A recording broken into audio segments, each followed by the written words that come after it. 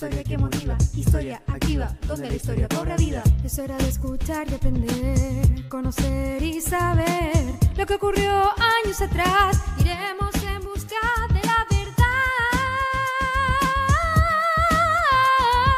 Historia activa, inicia bien tu día. Historia activa, conoce día a día. Historia activa, la historia que motiva. Historia activa, donde la historia cobra vida.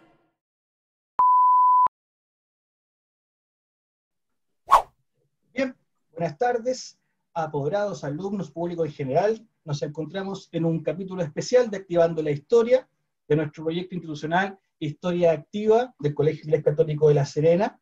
Hoy miércoles tenemos un programa especial. Vamos a estar conversando de los últimos 50 años del siglo, yo diría que la última parte del siglo XX y parte también del siglo XXI, de lo actual.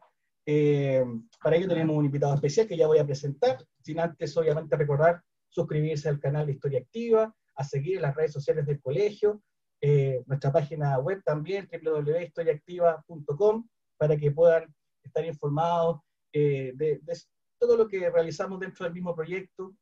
Pronto también estaremos ya, estamos esperando el lanzamiento del libro que está gestionando Historia Activa de profesores en tiempos de pandemia, donde participan 30 profesores a nivel nacional con sus experiencias de clases online.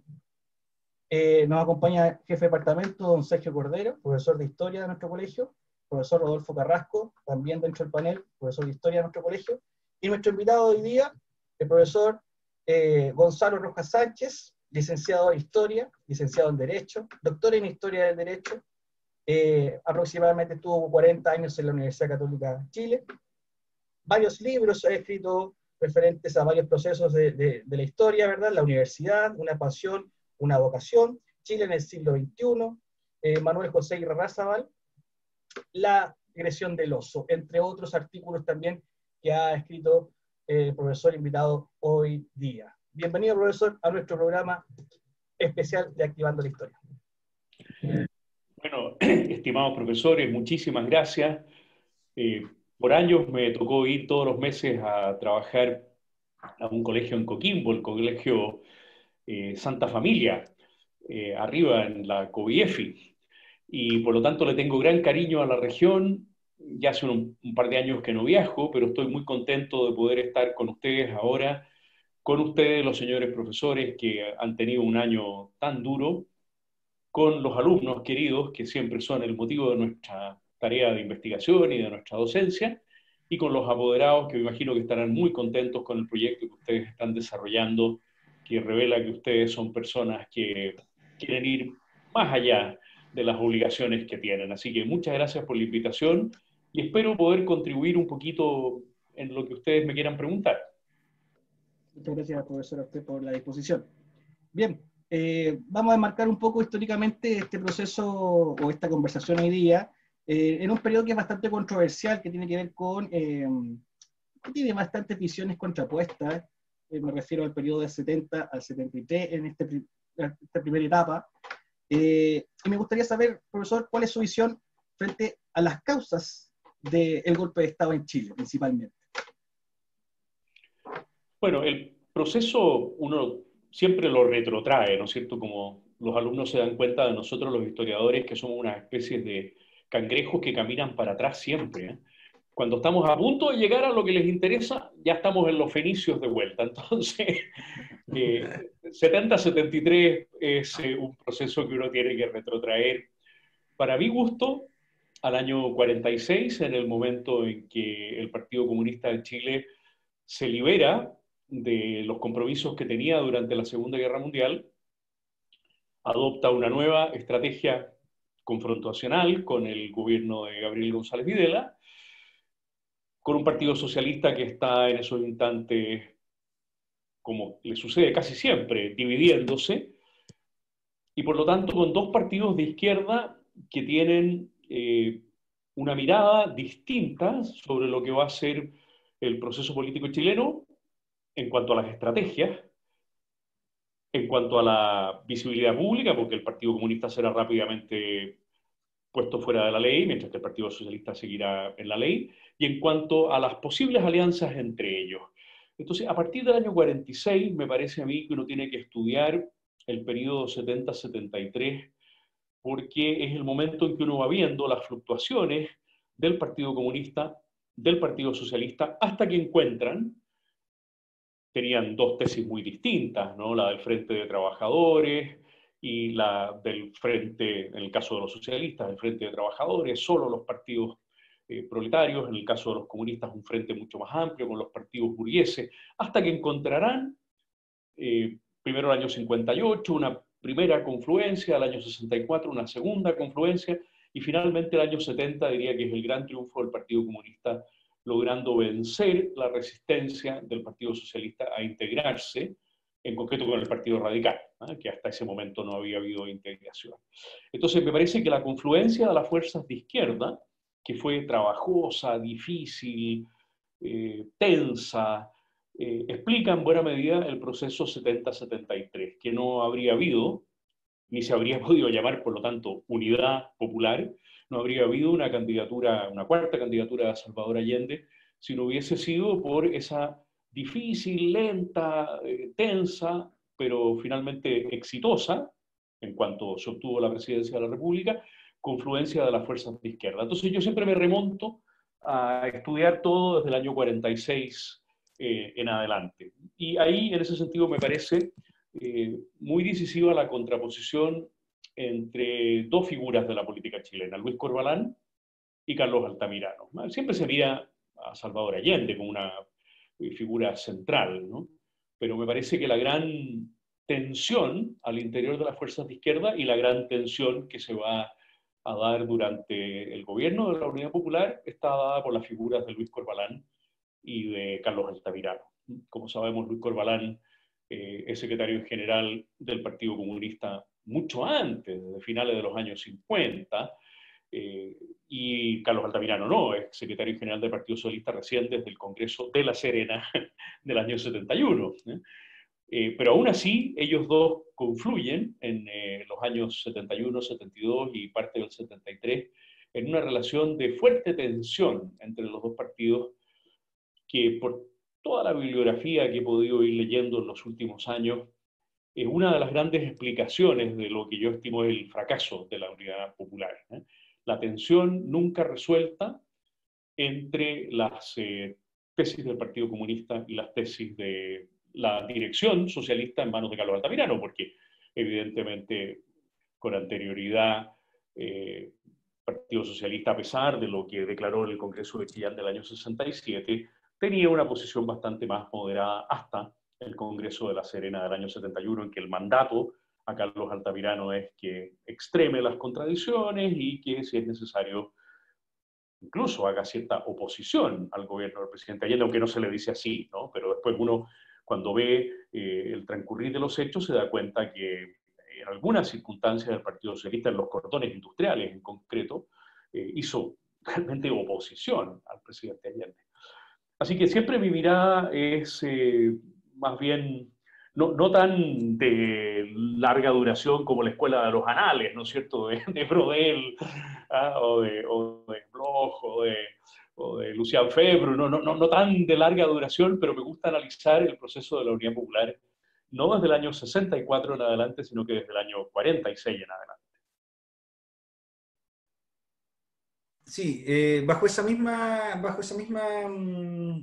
postura, ¿qué rol le cabe también a la derecha chilena, que se tiene que ir rearticulando, sobre todo, ¿no es cierto?, desde mediados del siglo XX, donde existe una tendencia a la baja electoralmente, y ya a partir del año 65-66 con la fusión de los liberales y los conservadores en el Partido Nacional? O sea, ¿qué tanta influencia también, o cuál es la influencia, más bien dicho, de la derecha chilena también en este proceso del 70-73?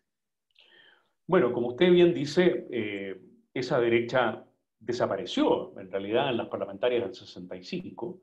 La debacle de los partidos liberal y conservador fue absoluta.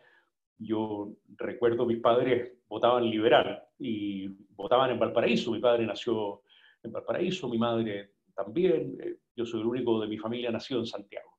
Y entonces fuimos a votar. Yo era un niño de 12 años, me acuerdo perfectamente bien.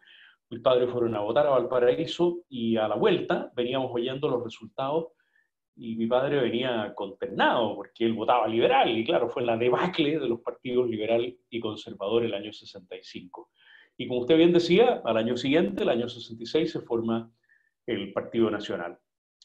Ese es un partido que hasta el día de hoy, hasta el presente de Renovación Nacional, me resulta extremadamente curioso.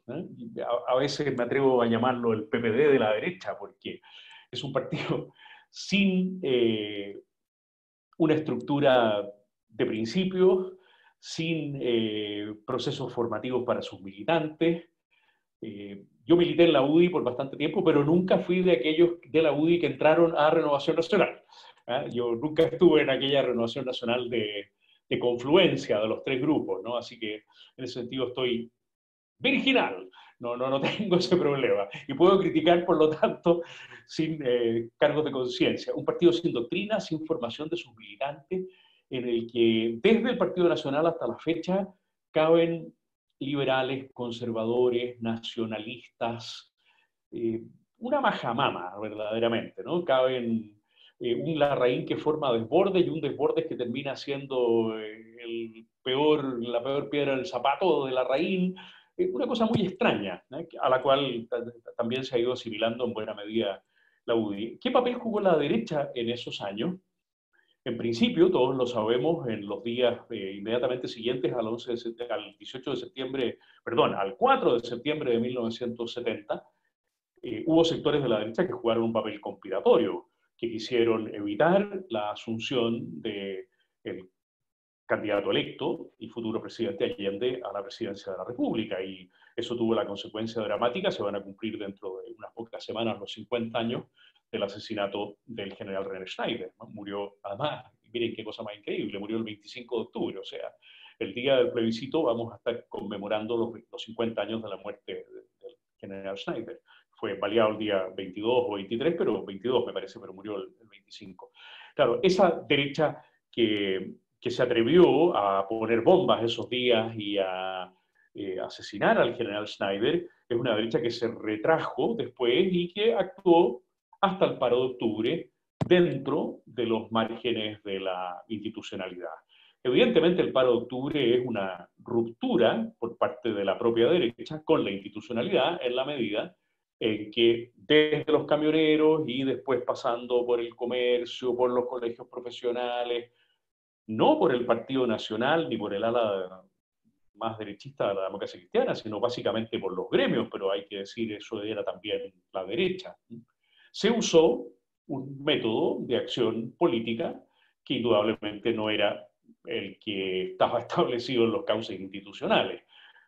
O sea que en ese sentido la derecha fue reaccionando frente a las situaciones que todos conocemos por parte del MIR en el campo, a través del movimiento campesino revolucionario, del Partido Socialista en distintas instancias de la vida nacional. Recordemos, la Asamblea Popular de Concepción fue un hito importantísimo en la conciencia de los chilenos de que algo muy grave podía llegar a pasar, ¿no? Cuando se configuró esa Asamblea Popular en Concepción, en que los únicos que no participaron fue el Partido Comunista. Y entonces se va produciendo esa dialéctica, ¿no? De acción y reacción, que nos va a llevar a una aparente tregua en las parlamentarias del 73, pero una tregua que como no resolvió nada, porque las treguas, el ideal es que resuelvan algo, ¿no es cierto? Si uno hace una tregua es para que se conduzca la paz en alguna dirección, en algún sentido, pero la tregua de las parlamentarias del 73, digo tregua aunque la campaña electoral fue durísima, pero tregua en el sentido de que por lo menos el conducto o el cauce era democrático electoral. Pero claro, esa tregua no solucionó ningún problema. Estaba pendiente la promulgación de la reforma constitucional por meses y meses y meses sobre las tres áreas de la economía. Vino la ENU, y entonces, bueno, la agudización de las contradicciones, y ese es el momento, como todos sabemos, en que el Partido Comunista comienza a desplegar su lema, no a la guerra civil, porque el Partido Comunista entiende, a partir de abril, mayo, que es extremadamente grave que la correlación de fuerzas lleve a un enfrentamiento, porque sabe que la correlación de fuerzas no favorece de ninguna manera a la Unidad Popular, como se pudo comprobar al fin de cuentas, digamos.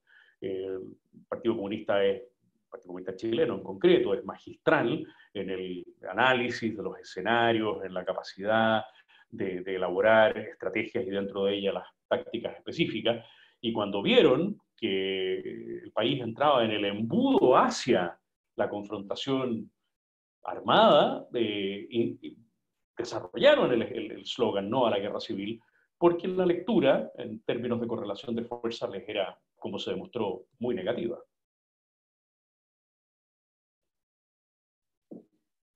Rodolfo.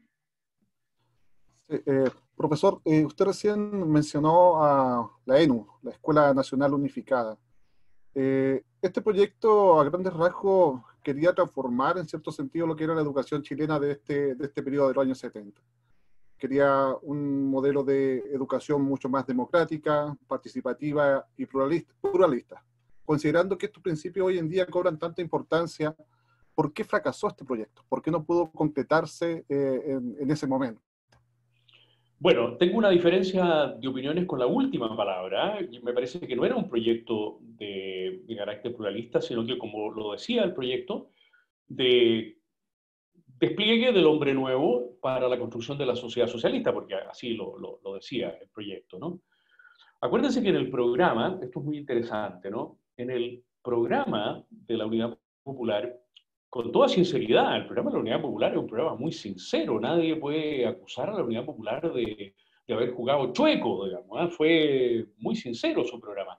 Se decía que la educación privada pasaría al control del sector público si era una educación que discriminase por razones de religión, raza, en fin, las típicas discriminaciones eventuales, ¿no? Entonces, la Escuela Nacional Unificada estaba en consonancia, primero, con el programa y después con el famoso Congreso Nacional de Educación. Todos hemos oído hablar del Congreso y hemos leído sobre el Congreso del año 71, que fue un congreso de una amplísima participación, básicamente de los sectores de la izquierda chilena, pero bueno, en un congreso abierto, ¿no? O sea que en ese sentido, la Escuela Nacional Unificada tenía coherencia con el Congreso del año 71 y retroactivamente con el programa del año 70 y con todo el planteamiento educativo de la izquierda chilena. No había ninguna contradicción, me parece a mí. ¿Por qué fracasó? Bueno, porque el sector educacional privado chileno, y básicamente ese sector representado por la Iglesia Católica, no estuvo de ninguna manera chupándose el dedo, sino que al leer el proyecto, acuérdense dónde salió ese proyecto, salió en el mes de febrero del 73 en la revista de Educación, ¿eh? Y todo el mundo quedó, cuando lo conocimos en marzo, espantado, ¿no es cierto? Pero ¿qué es esto? ¿Eh? Y entonces, claro, se activó la Iglesia Católica, se activaron las Fuerzas Armadas porque vieron un riesgo para todas sus escuelas. Acuérdense que las Fuerzas Armadas no solamente tienen las escuelas matrices. En un momento determinado, yo trabajé un tiempito para la Armada llegó a tener 27 escuelas distintas, ¿eh? Escuela de submarinistas, escuela de suboficiales, escuela naval, escuela de pilotos aéreos, en fin, 27 escuelas distintas. Entonces las Fuerzas Armadas también, como ustedes saben, se activaron al ver la Escuela Nacional Unificada. Y en concreto la FESES, la Federación de Estudiantes Secundarios, en manos de la Democracia Cristiana, y con la presencia ahí minoritaria, pero importante del Partido Nacional a través de Andrés Alamán, bueno, comenzó a enfrentar al ministro Tapia en las calles. Entonces, fue un fracaso de falta, vuelvo a la idea anterior, de falta de medición correcta de la correlación de fuerzas. Si ese proyecto se hubiese esperado un año, 2 años más, quizá ese proyecto podría haber avanzado, no en el Parlamento, porque la Unidad Popular en las parlamentarias del 73, aunque tuvo un resultado mucho mejor del esperado, y no perdió el tercio en el Senado, que era lo decisivo, ¿no es cierto? Aún así quedó en minoría en las 2 cámaras, o sea, no habría podido aprobar por vía legislativa la ENU. Pero todos sabemos en Chile que una cosa se mueve por aquí, se mueve por allá, y finalmente termina avanzando si es que hay voluntad, ¿no? A mí me parece que fue apresurado, que no se leyó bien la correlación de fuerza, que el ambiente no estaba en lo más mínimo para tocar esa tecla. Se habían tocado la tecla económica, la tecla comunicacional, y tocar la tecla educacional fue como una señal de alerta demasiado estridente para los sectores opositores a la vía popular. Sergio. Sí. Don Gonzalo, igual si hacemos también una comparación respecto a ese proyecto educativo y a lo que tenemos hoy en día, ¿cuál es el diagnóstico que usted hace respecto a nuestra educación actualmente? A nuestro sistema educativo. Sí, yo soy un hombre de escaso conocimiento de la educación primaria y media, ¿no? Esto que les decía que trabajé por un tiempito en ese colegio, era un trabajo muy de circunstancia. Yo una vez al mes me juntaba con los colegas de ustedes, con los 45 o 50 profesores del Colegio Santa Familia, y les hacía clases de humanidades, básicamente, o historia, o algunas cosas de antropología. Entonces, solo me atrevo a hablar del sistema de educación superior, porque lo otro me parece una patudez mía, entrar en el campo de ustedes que no lo conozco, no lo domino, ¿no? Respecto al sistema de educación superior, a mí me satisface que haya libertad, en el sentido que haya universidades que sean del Estado, que esas universidades del Estado estén regionalizadas. Eso me parece un logro importantísimo, que no hayan dos universidades nacionales muy grandes con sedes en regiones, sino que haya universidades de las regiones, que las regiones las sientan como propias. Y después que haya dos tipos de universidades privadas, ¿no? Yo, a diferencia de lo que piensa Fernando Atria, yo creo que las universidades sí tienen dueños, y que el Estado es dueño de su universidad, y que los privados que han puesto ahí su patrimonio y sus ideas son dueños de las universidades. Tanto las universidades católicas por una parte, o confesionales, porque también está la Universidad Adventista, y el resto de las universidades privadas. Me parece que esos tres subsectores, aunque el de las universidades confesionales sea más chiquitito, pero tiene una trayectoria muy importante en Chile, ¿no? Católica del Norte, Católica de Valparaíso, Católica de Chile, Católica del Maule, Católica de la Santísima Concepción, Católica de la Frontera, otras dos universidades católicas más en Santiago, otras que no son oficialmente católicas, como la Alberto Hurtado, la Los Andes, pero que forman parte de ese mismo patrimonio, ¿eh? Me parece muy bien que haya tres subsectores, ¿eh? que ofrezcan. Segundo, no estoy en absoluto de acuerdo con la gratuidad, y mi facultad a la que yo pertenecí, en realidad por 45 años, ¿eh? No 40, sino 45, recién jubilé en febrero de este año. Esa facultad fue una de las dos, junto con la Facultad de Ciencias Económicas, la de Derecho, que votó en contra de la gratuidad en el Consejo Superior, y yo creo que seguimos teniendo toda la razón. Y votamos en contra no por razones ni económicas, ni educacionales, en el sentido de que sea bueno o malo para las entidades de educación superior, sino que votamos por razones antropológicas. A nosotros nos pareció que la señal de la gratuidad era muy mala señal para los jóvenes chilenos. Obviamente que nosotros llevamos muchos años, algunos de nosotros, tratando con jóvenes, y conocemos los dramas de algunos jóvenes chilenos en materia de financiamiento, pero éramos partidarios, yo cuando formaba parte del consejo de esa facultad, que votó en contra, éramos partidarios de la beca por mérito y no de la gratuidad por quintil. O sea que ese aspecto me parece a mí muy negativo. Y en ese sentido me parece también muy negativo lo que está sucediendo con la fijación de los aranceles. Lo dijimos, si la gratuidad va asociada a fijación de aranceles, para el resto de los alumnos, las universidades van a entrar en unos déficits inmanejables. Y es lo que está sucediendo. Podríamos revisar las actas, ¿no?, del 2017, cuando votamos en este tema, y están dados los argumentos ahí, tanto antropológicos como algunos argumentos económicos, que nos han dado en ese sentido la razón. Hoy día uno lee al rector Ignacio Sánchez y, bueno, lo ve muy preocupado con la situación económica, y al rector Carlos Peña, y al rector Carlos Williamson, y al rector de la Universidad Alberto Hurtado, todos los que entraron en la gratuidad, dicen, bueno, pero ¿y qué hacemos ahora? y el rector Enrique Vivaldi, o sea, todos muy preocupados con los aranceles, ¿no? Después, un tercer elemento de la educación superior que a mí me preocupa muchísimo es el tema de la mirada de los alumnos respecto de sus profesores, el modo en que los alumnos universitarios están enfrentando su relación con sus profesores. Yo creo que ustedes son los primeros en darse cuenta de eso, porque ustedes, bueno, a lo mejor ustedes me van a corregir, pero si estoy equivocado, por favor, corríjame, pero bueno, el profesor secundario padece, perdonen el verbo que usé, pero padece muchas cosas de parte de los alumnos. O sea, los alumnos secundarios, por lo que he oído, me corrigen, por favor, si estoy equivocado, en algunos casos son muy duros, muy agresivos. Bueno, nosotros estamos recibiendo en las universidades chilenas generaciones ya hace varios años de alumnos muy confrontacionales, independientemente de su mirada doctrinal o ideológica. Esto tiene poco que ver con si son alumnos que pudiéramos llamar de derecha, de centro o de izquierda, perdón por las categorías tradicionales. Hay una sensación en el alumno de que él tiene que ser protegido, cuidado, que él es casi una víctima por una serie de motivos que lo llevan a una relación desgraciadamente enfermiza con sus profesores.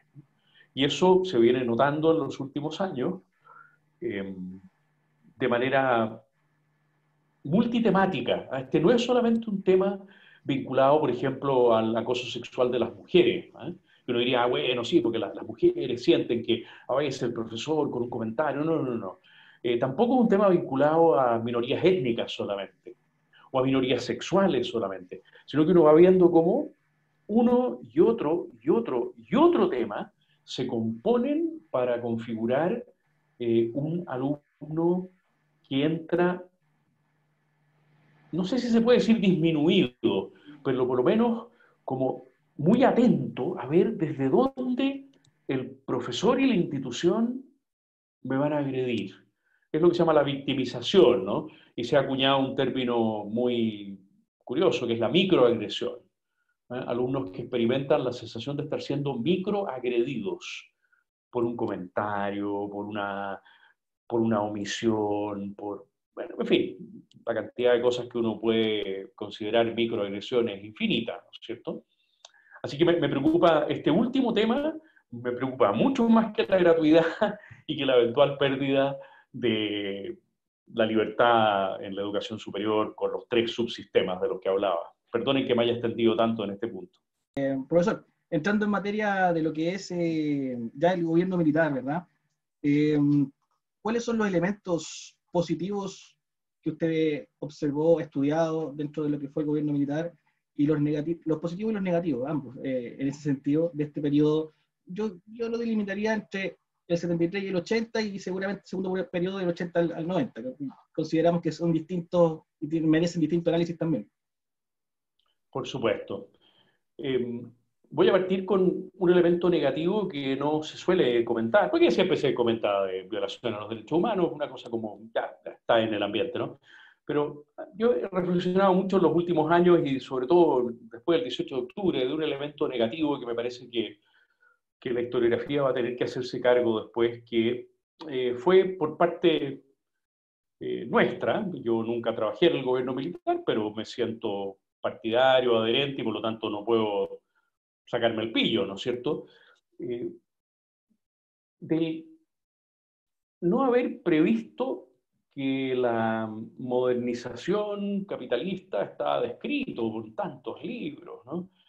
Las contradicciones del capitalismo de Bell, está descrito en tantos libros, que la modernización capitalista iba a significar tensiones nuevas que el país nunca había tenido, porque nunca había tenido un proceso así acelerado, digamos, de modernización capitalista, ¿no? El país había crecido lentamente, nunca creció al 6, al 7, al 8, como creció a raíz de este proceso, ¿no?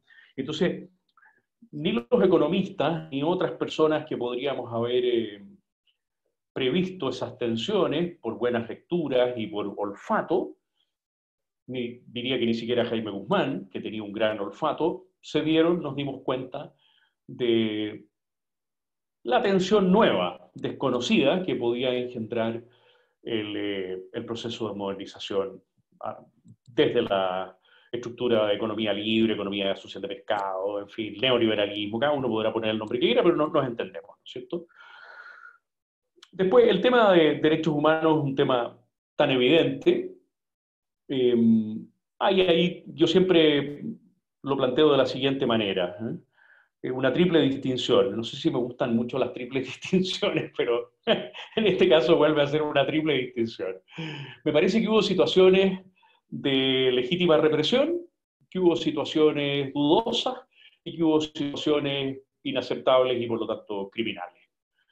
Pero que hay que reconocer la triple dimensión de esas situaciones. O sea, que hubo momentos en que los organismos de seguridad actuaron evitando daños a la población, daños a la infraestructura pública, daños al orden público, y lo hicieron de manera adecuada. Otros casos en los cuales tengo mis dudas y otros en los cuales no cabe pero ninguna duda que se comportaron de manera criminal. Y por lo tanto, yo nunca tuve acceso como historiador a los archivos ni de la DINA ni de la CNI, por más que lo intenté. Bueno, se dice que algunos se quemaron, otros podrían todavía estar quizás donde, pero sí tuve acceso al Archivo General de la Presidencia de la República. Yo lo llamé así porque, bueno, no sé si he sido la única persona, pero por lo menos creo que fui la primera persona. Son 130.000 documentos. No es poco. 130.000 documentos que están todos microfilmados, y yo pude trabajar con 2 ayudantes, por supuesto, porque, claro, leer 130.000 documentos no es moco de pavo, como dice el guaso, ¿eh? Con 2 ayudantes pude trabajar los 130.000 documentos, me quedé con unos 4.000, 4.500 en fotocopia, pedí autorización para quedarme con ellos, y entre esos 130.000 documentos yo me encontré con... no recuerdo la cifra, si la recordara la diría, no tengo ningún inconveniente, pero decenas de informes diarios del general Contreras al presidente Pinochet. Eso sí que los tengo, porque ingresaban a la Presidencia de la República. No eran documentos secretos de la DINA, sino que eran documentos de la que ingresaban a la Presidencia de la República, por lo tanto quedaban en el archivo. Es impresionante. A mí lo que más me impresionó de esos documentos es la parafernalia de Manuel Contreras para hablar de 1000 cosas menos de lo que estaba sucediendo. Son documentos en los cuales habitualmente él se refiere, por ejemplo, a que ha sido interceptada una conversación entre funcionarios de ferrocarriles, y la explica. Y uno dice, viejo, esto no es lo que está haciendo la DINA, digamos. Y a continuación dice, y se ha detenido a un funcionario del Servicio de Impuestos Internos que había mantenido contacto en los meses anteriores con un militante del Partido Comunista y ha sido puesto a disposición de los tribunales, se llama fulano de tal. Entonces es una verborrea diaria de antecedentes fatuos. ¿Me explico, no es cierto?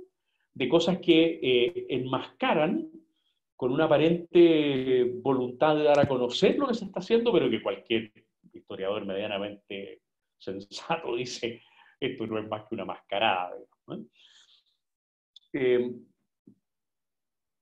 Me consta que Contreras amenazaba a algunas personas. Me consta por una entrevista con un hombre muy cercano al presidente Pinochet, el comandante Dubochel, que trabajaba como jefe de legislación antes de que se separara la legislación en la Junta a partir del 81. Y Dubochel sufrió una amenaza directa de Contreras a raíz de que Dubochel lo enfrentó por una cosa que sabía, ¿no? O sea, Contreras era un hombre verdaderamente siniestro, ¿no? Dejémoslo ahí porque para que yo no tengo más que agregar, pues si todos lo sabemos, digamos, ¿eh? Después, a mí lo más importante de todo me parece el desarrollo institucional. Yo soy un hincha de la Constitución vigente, voy a votar rechazo. Soy un defensor de las instituciones que ahí están. El memorándum del presidente Piñera me parece pobrísimo, paupérrimo. En la columna del Mercurio de hoy, miércoles, ustedes habrán podido leer mi opinión sobre el memorándum del presidente Piñera. Conozco el proyecto de la presidenta Bachelet, ingresado en su momento a las cámaras, al Senado en concreto. Hay muchas cosas que ella repitió de la actual Constitución y otras en las que innova, con algunas estoy de acuerdo, con otras no. Conozco las bases constitucionales de Gabriel Salazar, que me comentaban ustedes que lo habían entrevistado en su momento.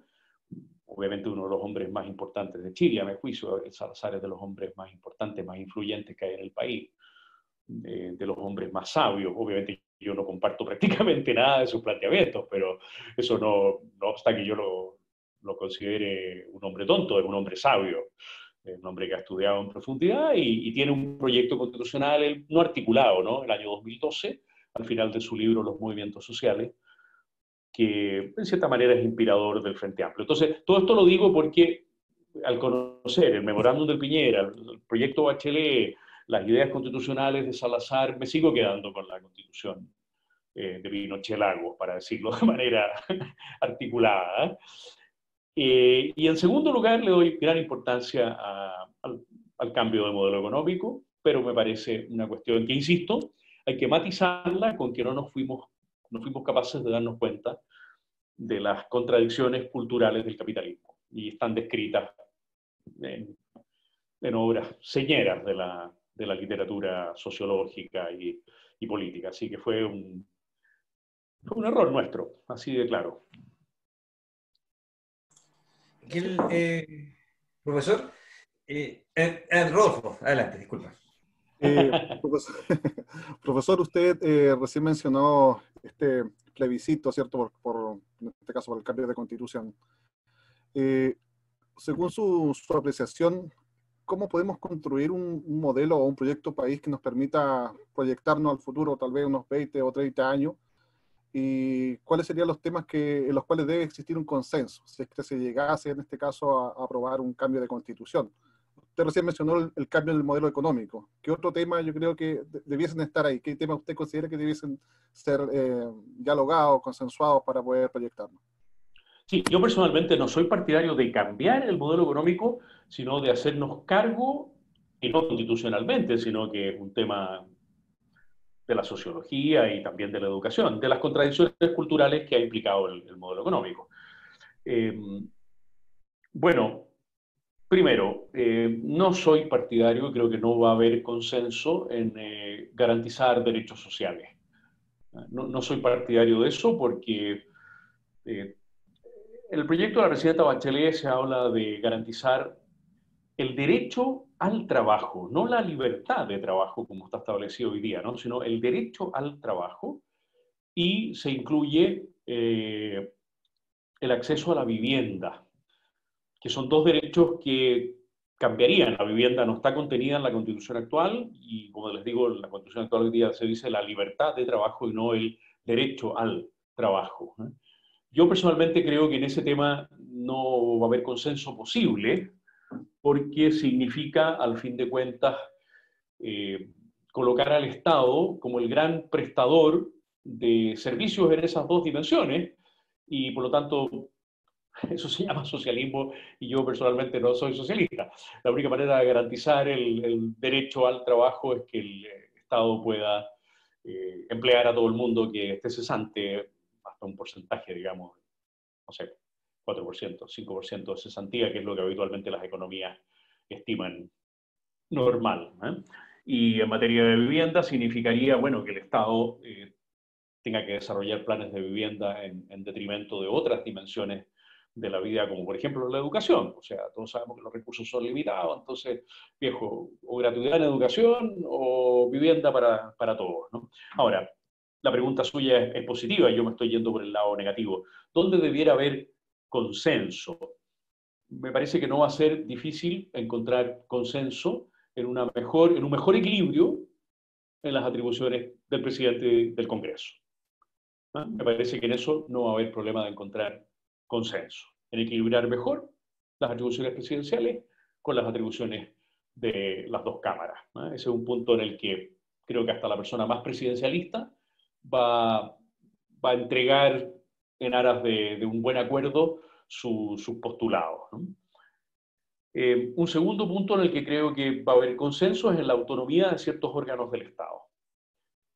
Quizá el Banco Central sea motivo de conflicto, pero que el CERVEL, el Tribunal Constitucional, el Tribunal Electoral, la Fiscalía, me explico, ¿no es cierto? La Contraloría, sigan teniendo sus estatutos autonómicos. Me parece que también en eso no va a haber problema de consenso, ¿eh? Y diría que en el 80 o 90% de los derechos que hoy día garantiza la Constitución, si uno compara el proyecto Bachelet con la Constitución Pinochet-Lagos, la verdad es que hay muchísima coincidencia. Yo hice esa comparación artículo por artículo, ¿eh? Y hay enorme coincidencia en lo que la presidenta Bachelet mandó como proyecto suyo al terminar su periodo, ¿se acuerdan?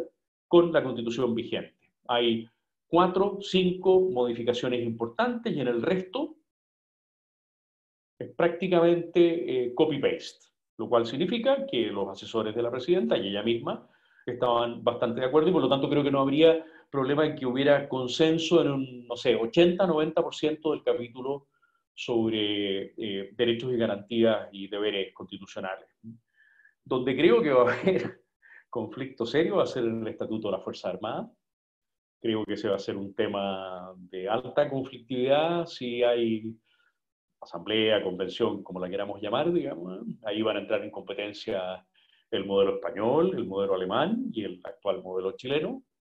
El modelo español y el modelo, sobre todo el modelo alemán. El modelo alemán presenta la posibilidad de sindicalización para los miembros de las Fuerzas Armadas. Es una cosa completamente insólita para Chile, ¿no es cierto?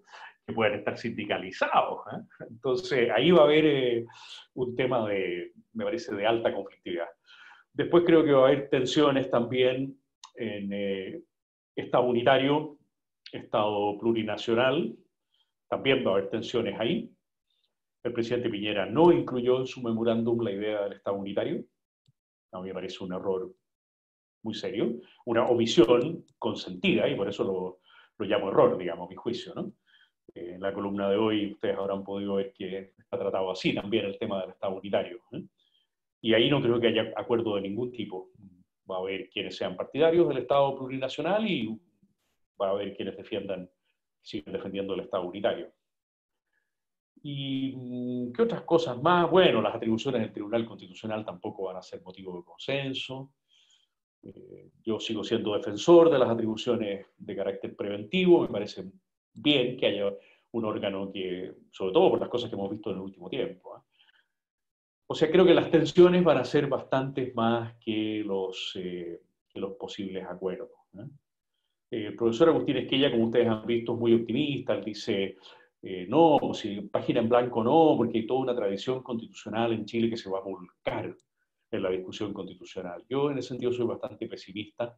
Creo que esa tradición constitucional no va a ser recogida por los sectores que están llevando la iniciativa más a fondo, ¿no es cierto? El Frente Amplio, el Partido Comunista, que han arrastrado en buena medida a los sectores moderados de la antigua concertación a posiciones que les va a costar mucho mantener como moderadas. Yo creo que va a ser muy fuerte la marea en el sentido de cambiar muchísimo, ¿eh? Muchísimo, muchísimo.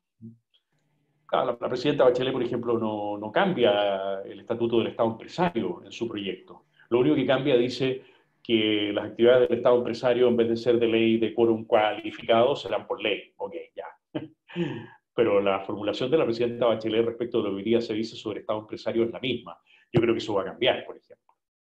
Y que el Estado va a ser autorizado a entrar en una serie de otras áreas que hoy día no tiene bajo su mirada. Perdonen, me extendí mucho. Sergio. Sí, no. Sí. Te mereces los análisis bien precisos. Bueno, atendiendo un poco a este plebiscito que ya nos estamos acercando raudamente, tenemos la posición del apruebo o rechazo. Por un lado tenemos, y hablando sobre todo de los partidos políticos, en este caso los que están en la posición del apruebo, hay una unidad ahí, ¿sí? Muy clara. Ahora, usted mismo lo decía, cuando ya venga, si es que se aprueba, ¿no es cierto?, esta idea de generar una nueva constitución, ahí van a venir estas diferencias dentro de este grupo. Y ahí vamos a tener por un lado al Partido Comunista, Frente Amplio, que no han logrado hasta ahora generar lazos cercanos todavía. Partido Socialista, bueno, y el bloque de la ex concertación. Y por el otro lado tenemos una derecha que también está dividida, y de hecho está dividida desde ya este plebiscito. Tenemos una derecha que ya se ha mostrado abiertamente a favor del apruebo, y otra derecha que está en la vereda del rechazo. Políticos importantes de la derecha, esta reaparición de Longueira, por ejemplo, ya siendo desde mi punto de vista bastante pragmático con la idea de que se vuelque la derecha al apruebo y desde ahí generar candidatos, ¿no es cierto?, a esta constituyente, ¿no es cierto?, que puedan llevar a cabo ya un plan mucho más claro respecto a esta constitución, o a esta nueva constitución. ¿Qué opinión a usted le merece esta vuelta de Longueira, esta mirada, por ejemplo, de un futuro candidato presidencial de Lavín también, que está a favor del apruebo, con su mirada socialdemócrata? ¿Qué opinión le merece esta nueva rearticulación? Bueno, esta va a ser mi última respuesta porque después de esto yo creo que va a estallar el... Y además porque les había comprometido hasta las 6, un poquito después de las 6 tengo otra cosa y ustedes también tienen un tiempo acotado. A mí la reaparición de Pablo Longueira me parece que presenta dos contradicciones insalvables. Primero, él sostiene que si el apruebo gana por un 80%, esa misma noche, lo dijo textualmente, esa misma noche van a tener que sacar en helicóptero a Piñera de La Moneda. ¿Se acuerdan?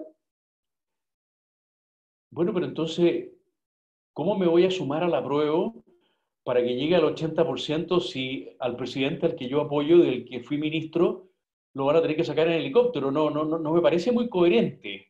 Si yo no quiero que lo saquen en helicóptero, no me puedo sumar a la votación que va a permitir que lo saquen en helicóptero.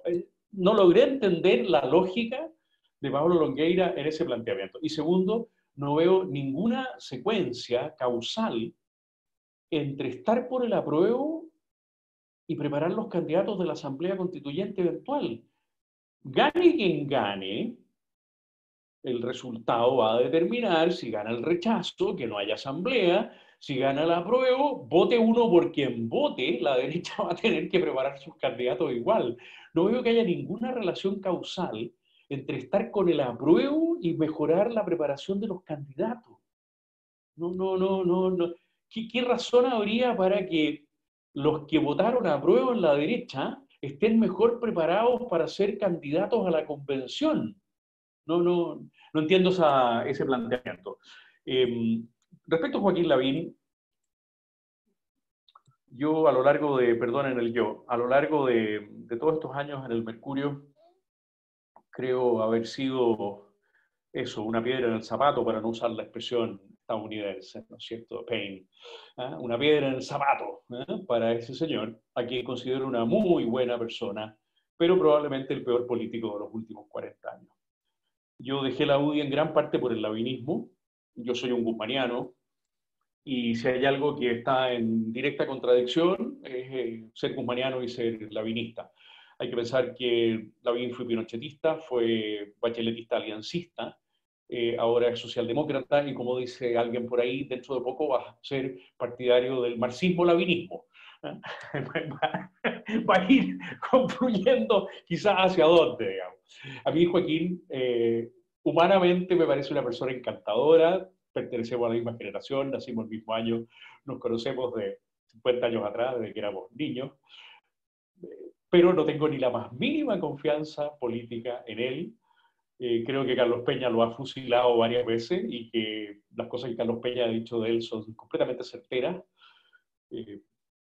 Un mes atrás yo me pregunté también en la columna del Mercurio, Longueira y Lavín, ¿qué les pasa? Y me planteé 3 posibilidades, ¿no es cierto? Torpeza, maldad, cobardía. Descarté la maldad y la cobardía porque los conozco, me parece que no son ninguno de los dos personas ni malas ni cobardes, pero me parece que están incurriendo en una torpeza gigantesca, pensando que entregarle su adhesión a las ideas de izquierda va a significar que votación importante de la izquierda se va a sumar a ellos. Para la izquierda debe ser un poco preocupante esto, porque al fin de cuentas nunca se sabe con qué va a salir Lavín cuando la izquierda enfrenta a una derecha como Jarpa, por ejemplo. Siempre supo quién era Jarpa, ¿no es cierto? El problema es que nunca se sabe quién es Lavín. ¿Cuántos Lavín hay? Y por eso que le gusta disfrazarse también, porque el disfraz forma parte de su manera de ser en la vida. Entonces, yo personalmente me fui de la UDI para acompañar a José Antonio Kast en su proyecto, porque soy guzmaniano y porque, con todos los defectos que podamos tener, creo que si hay algo que nos reconocen a los guzmanianos, que somos de una línea. La gente dice, este gallo es guzmaniano, por lo tanto, y vienen los epítetos, ¿no es cierto? Es fascista, es asesino, bueno, no importa, pero no tienen catalogado, digamos. El problema es que a Lavín hay que mirarlo 360 grados a la redonda. ¿Ya? ¿Y qué disfraz se puso hoy día? ¿De pascuense, de San Martín, de O'Higgins? ¿De qué se vistió Lavín? Entonces, eso a mí personalmente, con la misma edad de Joaquín y con lo que le tengo de afecto, no me parece que sea aceptable en política. Bueno, también recordar, por ahí cuando fue ministro de Educación, el tema de las horas de historia, todavía yo las recuerdo en ese tiempo. Bueno. Yo creo que también hay microagresiones y macroagresiones. Bueno, estimados, espero haber sido claro y filudo, que es lo que trato de que me caracterice, y que, bueno, le pueda contribuir al trabajo fantástico que están haciendo ustedes de formar históricamente, de mostrar muchas visiones distintas, como ustedes se lo enseñan a sus alumnos y también lo hemos aprendido todos. Lo importante en la historia es ser honesto, porque objetivo uno no puede ser, pero hay que ser honesto. Desde la propia conciencia, trabajar con honestidad, es lo que yo procuro hacer. De repente los alumnos dicen, profesor, pero es que usted tiene que ser objetivo. Dice, mira, pero soy un sujeto, viejo. Un sujeto no puede ser un objeto. Trato de ser honesto, pero no puedo ser objetivo. Digamos. Las fuentes las tengo que interpretar de una u otra manera. Así que les agradezco muchísimo la oportunidad que me han dado. Los felicito por el trabajo que están haciendo y quedo disponible para lo que necesiten. No, muchas gracias, profesor. La verdad que para nosotros es un agrado también tenerlo acá en nuestro programa especial y mostrando también por las diferentes visiones, como bien dice usted, más subjetivos que objetivos, porque somos personas y finalmente que hay que ir contrastando las visiones para llegar a ciertos acuerdos, no sé, consenso, me imagino yo. Bien, agradecemos al profesor Gonzalo Rojas Sánchez, que nos acompañó hoy día en nuestro programa especial. Agradecemos también a Sergio Cordero, nuestro jefe de departamento de Historia, Rodolfo Carrasco, profesor de Historia también, de nuestro colegio, quienes fueron parte del panel. Hoy día conversamos parte de lo que son los años 70, 80 y la actualidad. Quedan muchos temas a lo mejor, pero para la próxima ocasión, para analizar. No olvidar suscribirse a nuestro canal, dejar los comentarios, ¿cierto? A seguir viendo nuestros programas, ya se viene activando la cultura, vamos a dar un vuelco a lo que es nuestros programas, ya estamos llegando al número 20, el día miércoles terminaremos con esto de Activando la Historia con el profesor José Bengoa, así que vamos a estar cerrando ya estos capítulos, un arduo trabajo con el equipo de Historia Activa y del Departamento de Historia en nuestro colegio, para dar paso ya pronto a Activando la Cultura, que vamos a tener ahí al Premio Nacional de Historia 2020, Sol Serrano también, que son algunos de los nombres que ya están confirmados para esos programas en octubre. Así que, profesor, muy agradecido por su presencia con nosotros virtual aquí en nuestro programa. Chiquillo. Un abrazo grande para Sergio, Rodolfo, Sebastián, muchísimas gracias y mucho éxito en el final del año académico. Sergio. Muchas gracias a usted, don Gonzalo. Muchas gracias. Hasta luego. A ustedes.